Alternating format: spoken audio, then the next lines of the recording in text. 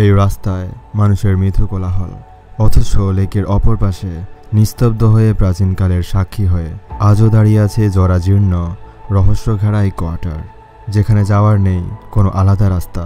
শুধুমাত্র নৌকা থাকলেই যাওয়া যেত। বিপদের আশঙ্কায় সেই বিল্ডিংয়ে পা রাখারও উপায় নেই।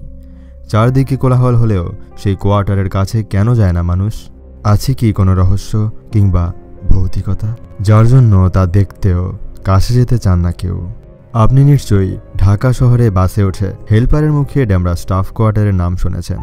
কখনো হয়তো গিয়েছেন, কিন্তু খেয়ালই করেননি প্রাগৈতিহাসিক কালের সাক্ষী হয়ে আজও দাঁড়িয়ে থাকা এই কোয়ার্টারকে। আপনি জানেন কেন ডেমরার এই কেন্দ্রকে স্টাফ কোয়ার্টার বলা হয়? কি আছে সেই ইতিহাসে? এই সব কিছুর পেছনে লুকিয়ে আছে এই পুরনো কোয়ার্টারের নাম, যা পাবেন না গুগলে খোঁজ করেও কিংবা উইকিপিডিয়াতে। আমিও পাইনি।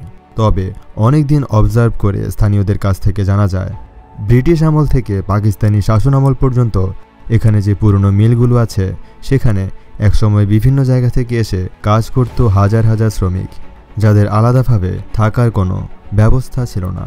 তাদের থাকার সুবিধার্থে তৈরি করা হয় এই বিশালাকার কোয়ার্টার।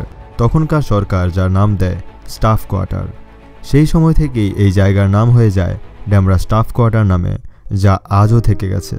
হয়তো এখন আগের মিলগুলো অনেকগুলোই বন্ধ হয়ে গেছে, তবে সেই কোয়ার্টারের দিকে তাকালেই ভেসে আসে শ্রমিকদের সুখী দুঃখী জীবনের নানা গল্প।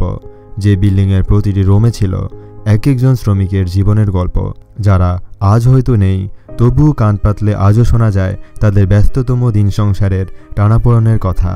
আজও কি শ্রমিকদের আত্মা এই কোয়ার্টারে ঘুরে বেড়ায়?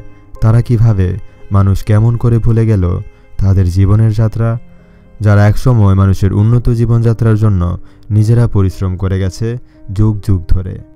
প্রতিবেদনে আমি ছিলাম ফাহিম রায়হান, স্টাফ কোয়ার্টার, ডেমরা, ঢাকা থেকে। এরকম আরও ইনফরমেশনাল তথ্য পেতে আমাদের সাথেই থাকবেন এবং অবশ্যই আমার চ্যানেলটি সাবস্ক্রাইব করবেন এবং পেজটিতে ফলো করে রাখবেন। Take care, stay well.